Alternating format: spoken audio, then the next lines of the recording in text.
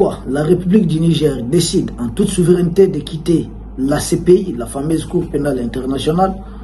La réponse, nous la trouvons dans un communiqué conjoint des 3 pays de l'AES, datant du mois de septembre 2025.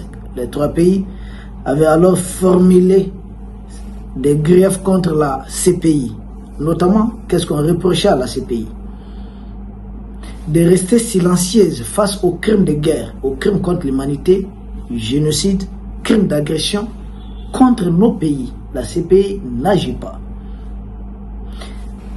Le Niger, dans son communiqué, reproche à la CPI d'être instrumentalisée et d'être déviée de ses objectifs.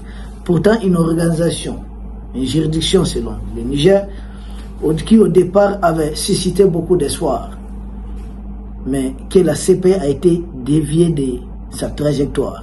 Le peuple d'Afrique, ce qui est à noter premièrement, la CPI,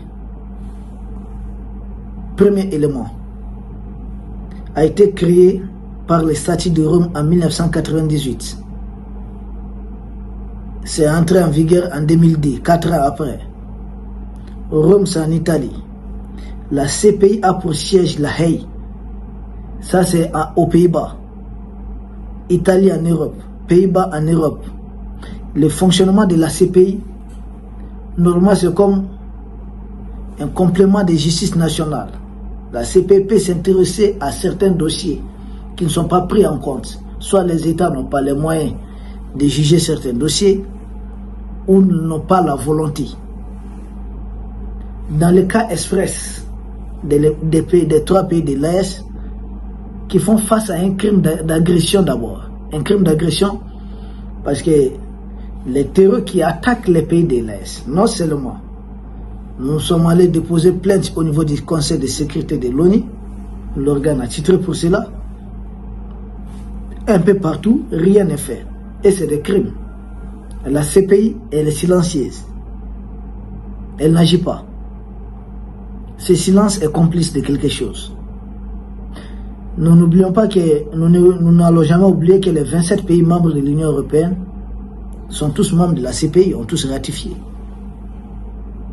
Donc c'est leur outil. Mais ce qui est bizarre, la CPI n'a jamais jugé les crimes européens à l'endroit d'autres peuples. Mais bien au contraire, les Africains sont majoritairement jugés au niveau de la CPI, y compris d'anciens chefs d'État africains, d'anciens ministres, ce qui est très grave. Mais au niveau européen, rien. La France, au temps de Nicolas Sarkozy, est venue perpétrer des crimes, y compris l'assassinat de Guy Kadhafi. Personne n'a été jugé pour son assassinat. Il s'agit des noms quand même. Première institution d'un pays. Personne n'a été jugé pour ça. Donc, quand il s'agit de l'Afrique, si c'est le crime commis par les Européens, la CPI reste silencieuse et muette. C'est fort de ce constat que les pays de l'Est disent ne pas comprendre. Ne pas du tout comprendre la CPI. Parce que nous faisons face à un crime d'agression. C'est la jeune française qui nous attaque par procuration. Nos aéroports sont attaqués. Nos villes sont attaquées. Nos casernes militaires sont attaquées. Nos populations civiles sont attaquées. La CPI n'élève pas les petits doigts. Pourtant, elle connaît bien ces dossiers. Tout est parti depuis la Libye. Les terroristes qui nous attaquent ont été armés depuis la Libye. Ils agissent comme des mercenaires pour le compte de certains pays. La CPI ne fait rien. Elle ne lève pas les petits doigts. Crimes de guerre, les terroristes ne respectent aucun droit de guerre. Pourtant, il y a des pays qui assurent leur couverture médiatique. Ils sont réussis en Italie pour mettre en place, dire c'est Génim et puis SFR. Génim, là, c'est Al-Qaïda. Ils sont réussis jusqu'en territoire européen. La CPI n'agit pas. Pourtant, le Conseil de sécurité des Nations Unies, à travers sa résolution 1373, impose, exige, oblige tous les États membres des Nations Unies de traquer les terroristes d'Al-Qaïda. Or, les terroristes d'Al-Qaïda sont réussis en Italie sans problème. Parce qu'ils combattent les Mali. Parce que selon elle, le Mali tient tête à la jeune française. Les pays de l'Est tiennent tête à la jeune française. Pour de telles raisons, les pays de l'Est disent ne pas se reconnaître dans la CPI, qui est une poursuite sélective. Sarkozy. On dit, ah, c'est la France qui l'a jugé. Non, mais il doit répondre de ses actes auprès de la CPI. Et jamais ils vont le livrer à la CPI. Ah non, en tout cas pas maintenant. Pourtant, il y a très peu de dirigeants des présidents français qui n'ont pas du sang africain sur leurs mains. Emmanuel Macron avec Al-Qaïda. Qu'est-ce qu'ils ne sont pas en train de commettre comme crime ici? Des bus brûlés avec des populations civiles. La CPI ne s'y intéresse pas. Au même moment, la CPI veut se constituer comme un outil de pression, de menaces contre les autorités légitimes de l'AES qui défendent les populations de l'AES. Mais c'est paradoxal quand même. C'est très paradoxal. Raison pour laquelle le Niger a pris la très bonne décision de se retirer. C'est une suite logique de la décision des 3 pays de l'AES. Et quand vous allez jeter un coup d'œil à la décision même du Niger, ce qui a été évoqué, la CPI est devenue un instrument entre les mains de certaines puissances, une instrumentalisation de la CPI. Qui instrumentalise la CPI contre les pays africains? Chacun a une idée sur cela. C'est la jeune française, purement et simplement. Peuple d'Afrique, excusez-nous de l'expression, mais la CPI fonctionne comme un tribunal négrier. C'est tout ce que nous trouvons à dire, pas autre chose. Les autres ne sont jamais inquiets à ce niveau. Ce sont des Africains.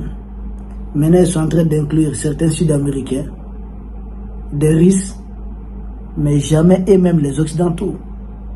Quand ils ont voulu poursuivre les États-Unis, certains militaires américains pour tous les crimes commis, les officiels américains ont été clairs, ils vont sanctionner, ils vont détruire ce tribunal. Ça n'a jamais prospéré, ça n'est jamais allé loin. Ils ont décidé de poursuivre Benjamin Netanyahu et les Européens, parce que ce tribunal appartient aux Européens. Ils savent ce qu'ils ont reçu comme menace. Et dès lors, c'est resté lettre morte. Emmanuel Macron même dit qu'en violation des textes de ratification de la CPI, la France reçoit Benjamin Netanyahu, qui lui peut faire cas d'exception, parce qu'il s'agit d'un occidental. Que Netanyahu est une exception.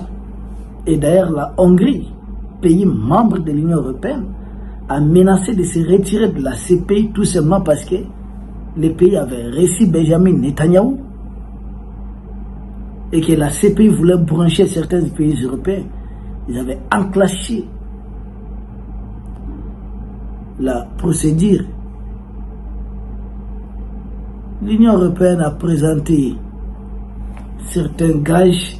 La Hongrie est revenue sur sa décision à travers son parlement au mois de mai passé. Mais dites-vous, ils ont reçu toutes les assurances que la Hongrie ne sera jamais inquiétée pour ne pas avoir mis en œuvre les textes de la CPI et que jamais quelqu'un poursuivi, un dirigeant occidental poursuivi par la CPI qui arrive au niveau de la Hongrie ne sera inquiété par la CPI. Voici entre autres les garanties qui ont été données. Mais quand Omar el-Béchir est parti en Afrique, d'ici en Afrique, les mêmes pays européens ont mis toutes les pressions possibles. J'ai pas dit la pression, toutes les pressions possibles pour contenir l'Afrique du Sud. Mais c'est de n'importe quoi. C'est de n'importe quoi. Le Niger fait bien de se retirer de ce tribunal. Les pays de l'Est sont sur une très bonne lancée. D'ailleurs, nous-mêmes, nous avons créé notre propre tribunal, Cour pénale des droits de l'homme ici de l'espace AES, pour juger les terroristes. Sinon, la CPI ne voit pas nos terroristes. Mise en scène de quelqu'un là qui a détruit le mausolée à Tombouctou. Il y a ceux qui détruisent les vies humaines ici, qui sont tranquilles. Les Koufa et autres là, ils n'ont même pas besoin d'eux, sinon ils savent où ils se trouvent. En Mauritanie, tout près, quelque part, en Algérie, c'est de n'importe quoi. Peuple d'Afrique, nous vous remercions. Nous saluons cette décision des autorités du Niger. ça ne fait que commencer. À demain pour un autre sujet au sommet de l'actualité.